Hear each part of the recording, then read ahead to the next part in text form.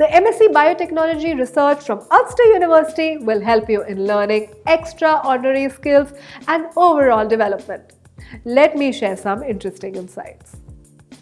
Intellectual research-led topics such as stem cell technology, genetic modification techniques, novel diagnostic technologies, and current advances and innovations in biofuels and bioprotein are taught to the students pursuing this course.